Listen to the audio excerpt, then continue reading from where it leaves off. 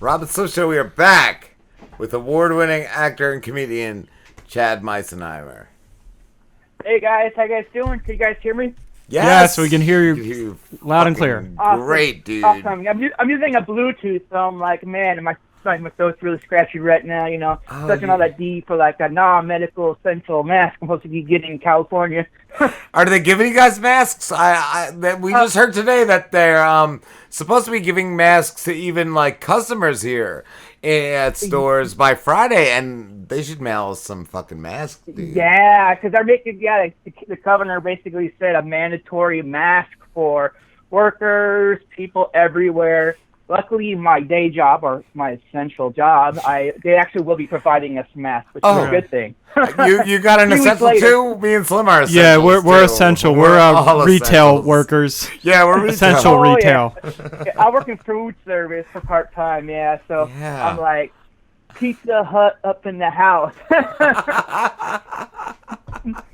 Like I was telling earlier the other day, I was like, man, like I'm getting tired of smelling like pizza and broken dreams. Yeah, that's our jobs. Yeah, pretty much. Pizza and broken. Just without the pizza. Well, retail, yeah, we got old pizza and broken dreams. Yeah, frozen pizza and broken dreams. Pretty much. Pizza leftovers. So yeah. Thank you for having me on the show. Thank you for coming on, dude. You're in LA, and I want to start off by asking Chad, what are you hoarding for the pandemic? What have you stocked up on?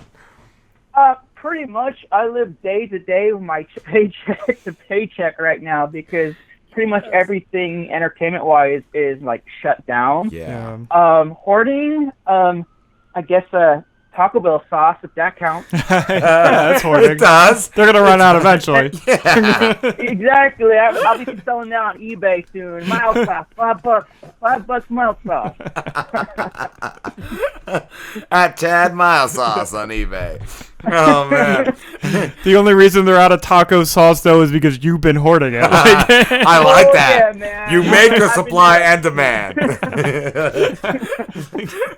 Shit. How long have you been acting for, Chad? And doing comedy? Well, I've been acting since I was 12. I've been doing writing, directing, producing, acting professionally since I was 19, and I started doing stand-up around 24, 25, the first time I lived in LA, because originally I'm from the San Francisco Bay Area, big theater scene up there, so then I came down here. This is my second time down here for like the last 7 years. Okay. And so, I've been doing it for a while. How does it differ? How does acting and doing stand-up differ? Like anxiety-wise? Like, I feel like it would be a little more tense to go up doing comedy. It's kind of weird where my personality, like, I love acting. I'm classically trained, so you give me, I can memorize Shakespeare in a heartbeat. Comedy, it's like a lot of people don't understand, like stand-up, you actually writing the material. There's like, you're not coming up at like the top of your head. Like, you have a script. Yeah. But what I do is like, I'm one of those bad, shitty comedians where I'm like, just not saying bad like in jokes, but I have material, but when I go up, I'm like, you know what? I'm just going to talk shit to the audience. So I'm like pretty much just start like riffing on just like certain things, but I still have that material to fall back on if I can't read the room. Okay. But you usually read the room, so I like doing a lot of bar shows because that's the best audience because you have people that are hecklers and stuff. I like that. Yeah, that's cool. That's cool. And I saw in your bio you were homeschooled and you graduated high school at 15. Is that correct? Yes, that is correct. I was homeschooled and I graduated when I was 15. My goal was to go to UC Davis, but my parents were like, "Oh, you're too young and you're not Asian." So I'm like, "Oh, okay." So I went to a community college studying film and television. Do you feel that helped or hurt you socially? Just like the homeschooling? Yeah. I think it helped because I grew up in a very diverse neighborhood in the North Bay, like towards San Francisco, where it's very diverse. So a lot of people always look at me, they're like, "Oh, you're like, you're not a typical white dude." And I'm like, nope. Like I might like act white, but I could get a little street there. Gotta look ghetto. Gotta look ghetto. Yeah. Like a lot of people are surprised because like a lot of my ex-girlfriends are Latinas, and like especially down here, they're like, "Whoa, you're kind of ghetto." I'm like, "Yeah." I'm like, "That's the Bay Area." Nice, John. I want to say too. I saw you had a little beef with your governor out there. Man, yeah. How's he handling things that you feel are wrong? It was funny is because I have beef with him and I have beef with Mayor Garcetti, who's the LA mayor. Usually Newsom just like kind of blows it off. If he gets mad, but he kind of blows it off. But I think I get under more Garcetti's skin because like I keep getting people trying to report my trolling of him, like, oh, like it's it's kind of funny. For some reason, I could get under his skin because Garcetti's a little more open in the public, where he has a lot of stuff that kind of like trash follows him, and he just kind of hides the facts. He's very he's a career politician. Nothing to see here. That never happens. Yeah, just I'm doing this now. Yeah, like he gets there, and it's like supporters are always trying to like back him, like, oh, don't do that. Like I did a thing where he started doing like he actually started the whole mandatory having masks down in LA before Newsom announced it today, and I was just like, oh, that's cool and all, but where are we going to buy them? Because everything's out of stock, such as bandanas,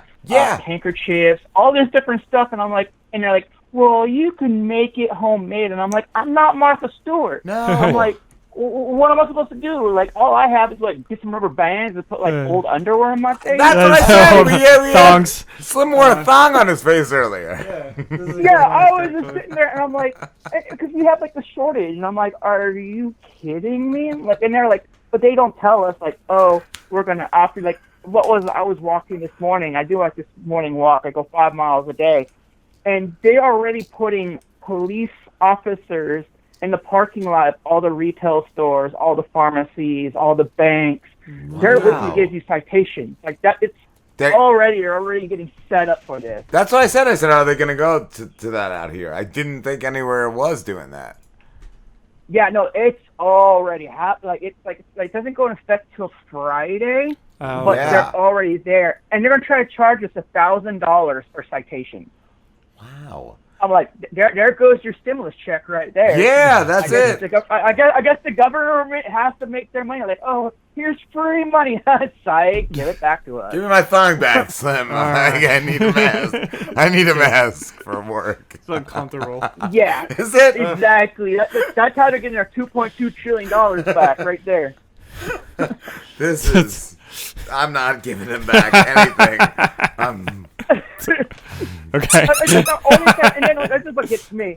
They're like, oh, if you can't pay the $1,000, we'll give you a misdemeanor. You could actually serve 6 months in jail. What? With a misdemeanor for not wearing a mask. I thought they were like, well, out here they were releasing lesser criminals from jail. Yeah. That's what's funny here, because they're releasing the criminals, but they're going to put us back in for not having masks.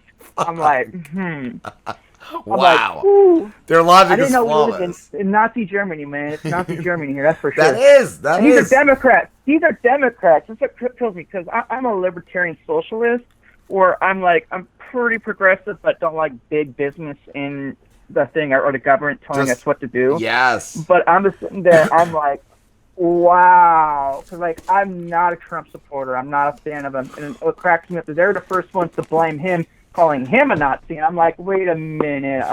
Except our gold star is mask. So that's the kind of I sit there. I'm like, wow. Yeah, it's everywhere. It's all of it. It's getting back. What's funny? And this is the most funny, because a lot of people always talk about how wonderful LA is, where the mayor. This is a thing I trolled on him too, where the mayor he created a city job title called Health Ambassadors. Pretty much you're snitching. And they go to each store to see you're following the guidelines, and then they give you citations. And then the citations go to the office, and then the city attorney files criminal charges against you. Like, you can Wow. snitch on your neighbors now. Like, it's Really? like they go into apartment complexes right now. It's like, so if you're having like a house party of 4 or 5 people, they're gonna write you up and criminal charges and all that fun jazz. Wow, just for a little that's a little get together. Mhm. Wow. Mm-hmm. Fuck, dude. Yeah, and fuck. they always use like, oh, we're protecting the elders and all this. And I'm like, hey, man, it's like, I don't want to see people die, but I want to have my Social Security too when I'm old. So I'm like, Yeah. God damn. it's like population control. Yeah, it's getting a little extreme out here. Yeah. Damn. Chad, you do write as well. Like I know you write. I'm sorry for it's worded wrong. But you write, but do you write for other people too? I do write as of lately because like that was my bread and butter when I had a heart attack like about 9 months ago, and that's pretty much what I did was just write for other people. I was like punching up their scripts and like script doctoring, but I don't get the credit. I get paid. Yeah. I don't get the credit for things. Wow. And is it hard? Like, I do want to go back to the heart attack, but is it hard writing for somebody else? Is it hard getting motivated to write something that is something you're hired for? Like, what's weird is because, like, originally when I started to write, I was writing for myself to act, direct, and produce, because that's what I want to do most of the time. Like, it's easier to write for me. So a lot of people who are in the industry, they're kind of stuck on the whole, like, oh, Hollywood, you have to write in the box and stuff, like, oh, you have to write 120 pages and blah, blah, blah. And I'm the type of writer, I'm like, hey, I'll write like 75 to 100 pages of a script or something like that, where I'm just like, you don't need to follow all these rules and guidelines, because I'm like, I'm sorry, I'm not going to see a horror movie that's 150 pages or a comedy that's 2.5 hours. Like, Yeah. it kind of varies. It kind of varies. Okay. So yeah, there's a little here and there. I wanted to ask you too, though. You mentioning a heart attack. How did you know you were having it? It was weird. It was in July. It was 4th of July week, man, and it was like it's a Tuesday before 4th of July. And I'm like, I just thought it was acid reflux. I didn't even go to the hospital for like 2 days after. Like, that was the first one. I had three over that week. Wow. And yeah, that's what my doctor said. He's like, wow, I don't even know how you're still alive. I was just thinking that. I was just thinking that. Like, just you saying you went 2 days later, I heard, like, if you don't go within the first certain amount of hours, you're pretty much not going to live. Yeah, no, it's just like, and it was just like, it should have been my hint. I was throwing up 3 hours straight. And I was like, I just thought it's acid reflux. I didn't really think about it. Stomach virus, yeah. And then, I just thought it was just like, okay, like, whatever. So, like, 2 days later, I was walking to work, and usually I walk a lot. And I'm like, man, this is kind of like a hard walk. And I got to work, and this was 4th of July. I was just like, okay, so it's 2 days. And it was my coworker, and I was working. And I was like, not looking good. She's like, you don't look good. You really need to go to the ER. I'm like, nah, it's just acid reflux. I probably got it in my lungs, because I do have acid reflux sometimes, and it gets in your lungs, like the liquid and stuff. And I was like, nah. Yeah. And I was like, you know what, fine. So I instead of paying $2,000 for an ambulance, I was like, you know what, I'm just going to take a lift. I took a lift to the ER, and still thinking it was like acid reflux. And I go in, and they check me, and I'm still like laughing, making jokes and whatnot. Yeah. And they hooked me to the blood pressure machine, and the blood pressure machine was like really high. And I guess the person thought it was really high. Like, oh, our blood pressure machine's just broken, I think, because your blood pressure is like really super high. But whatever, we're just going to take you back. Really nice nurse. Like, oh, take you back to the EKG. I was like, all right, cool. They hooked me up. She ran the test, and all of a sudden I see her running out the room. I was like, that's pretty extreme for acid reflux. Yeah. And she's just like, she came back in. She's like, do you need a wheelchair? And I'm like, I still don't know what's going on. And I'm like, me being me, because I like talking shit. I'm like, nah, my mom raised no bitch. I'm like, I walk back, and there's like a group of doctors waiting for me. I was like, oh, wait, this is kind of extreme. And this Filipino nurse just like manhandled me and threw me on the bed, which usually I probably would be into that, but I was like, what's going on? That could end up really good or really bad. Yeah, I was just like, this is not good. And like, you're having a heart attack. Did you do drugs or anything? I'm like, no. They're like, well, we're having a heart attack, and we're sending you to a different hospital. And I was like, wait, what? Whoa. And so they're going to say, Yeah, they had to call an ambulance, and the first thing I was like, whoa. Before you call the ambulance, I'm not paying for it, right? Give me that lift. Take a lift. I'm not going to pay $2,000. I'm like, no, sweetie, we're going to send you. We got the ambulance. It's going to be covered. I'm like, all right, cool. So I got that. They finally sent me to the different hospital, and then there's the chaplain waiting for me to come in. I'm like, oh, shit, okay, this is kind of serious. Yeah, I don't want to see him. Well... You're like, well, it's your time. It was a religious hospital, too, so I keep seeing these crucifixes. So I'm like, this isn't a heart attack. This is a fucking exorcist. Right, you got a demon in there. Yeah, I was sitting there, I'm like, oh, this is not good, because I'm an agnostic. I'm like a lazy man's atheist who has middle issues. But I was just like, wow. So they go and they gave me, went to the cath lab and everything like that, and they got me stabilized, and I was like, all right, cool. They said we're going to, they were debating on doing open heart surgery or stents. And I was like, please be stents. Is that the better? Yeah. Yeah, and they're like, and then the cardiologist was like, no, we're going to do heart surgery, da-da-da-da-da. So, because basically I fried all 4 arteries in my heart, and then I fried an artery inside of my neck to my brain. Wow. And they're like, and they thought it was like, okay, the first heart attack, the one on Tuesday, was the massive heart attack. That was the one that fried everything. Like, how are you still functioning? Yeah. And I had no diabetes, no high blood pressure, nothing. So, and I weighed like 233 at the time.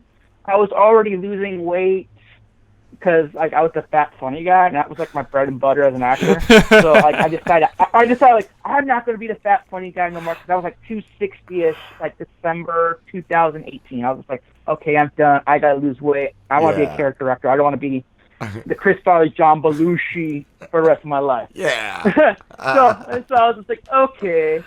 But while waiting for the operation, I had a third heart attack, which had stroke-like symptoms. So all of a sudden, like, my face drooped and my arm was like, oh, shit, this isn't good.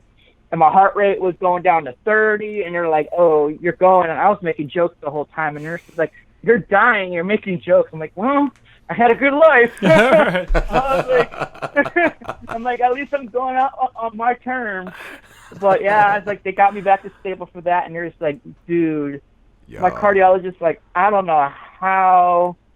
You're like, he's probably gonna write a book on me, because it's like most people do not survive this, and it's like he had 3 over like a 2-day period. Yeah. So I had to stay for a few nights.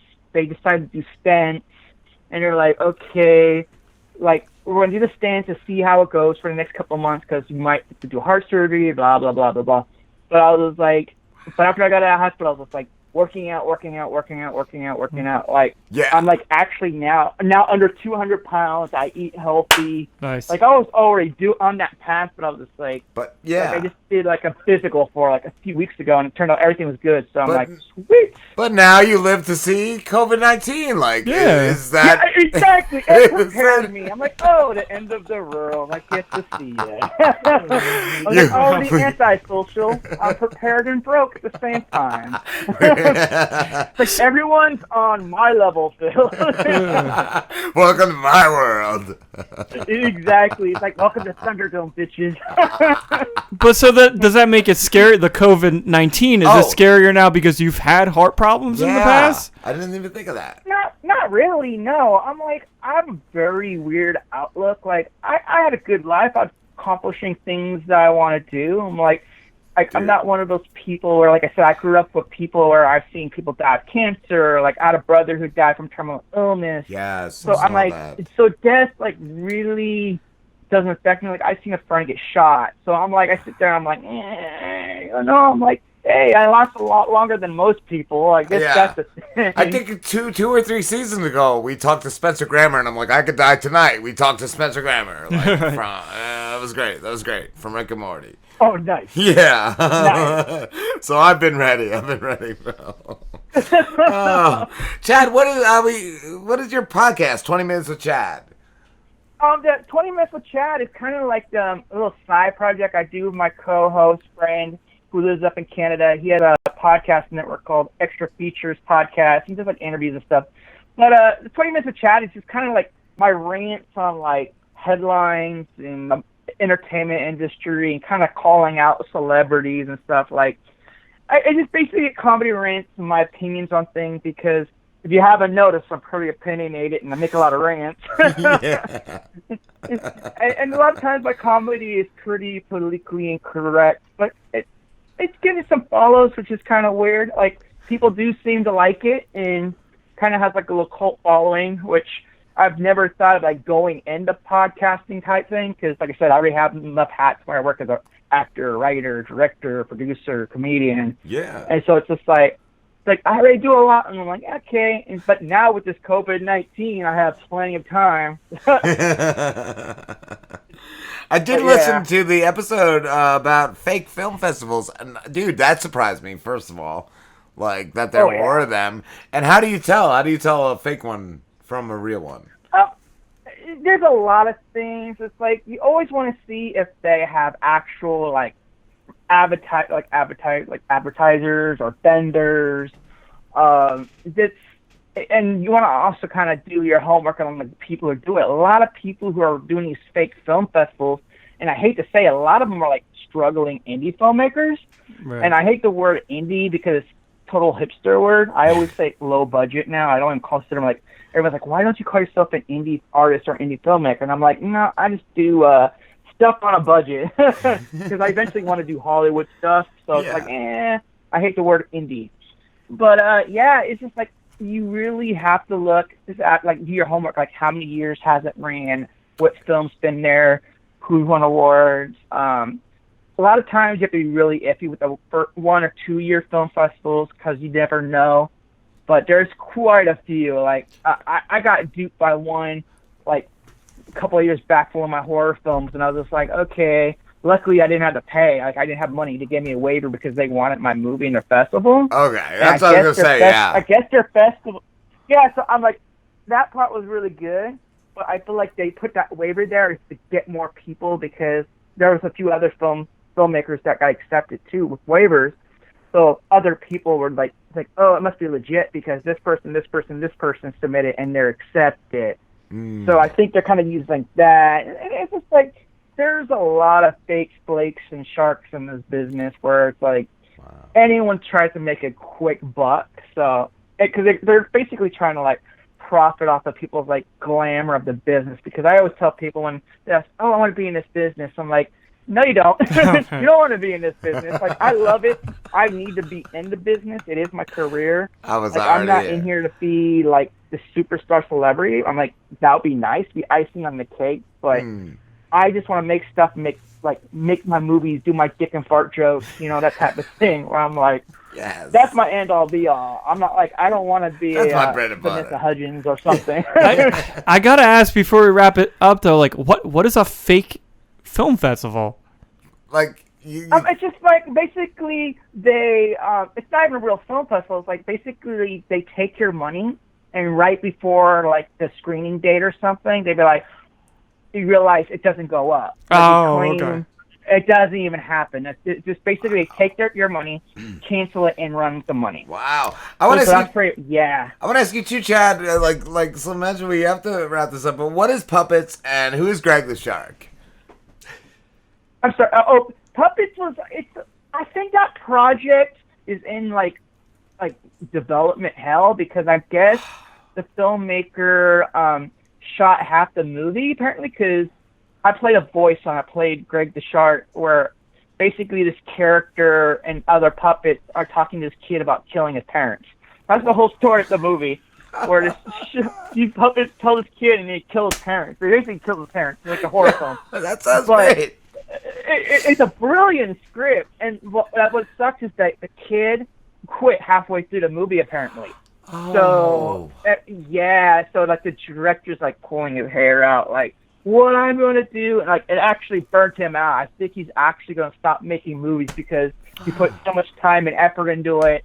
That's the one downside with films. A lot of people think filmmaking is like a really easy thing to do. Yeah. But you have to put money and you have to rely on people and equipment. That's why I always go to stand-up again and stuff like that where I'm like, I fund my stuff through my acting and my stand-up. Like, and when I write for other people. And I'm like, okay, I'm using that money instead of saving putting it towards my own projects. That's good though, and at least if you know how to get your product out there, because it sounded like a good project. Oh man, Can't that director? It was a really good script. It was weird. I always do weird stuff. Sounds weird and fun. It's weird. Like I do weird movies too, where I act in movies where I'm like naked most of the time. I don't know. My mom's always like, "Why can't you just do a Disney movie when you're acting?" And I'm like, I like doing weird stuff. Put some pants on. I feel like that director, since it's weird enough already, could just be like, "Oh, the kid is actually a shapeshifter. The kid is actually a horse."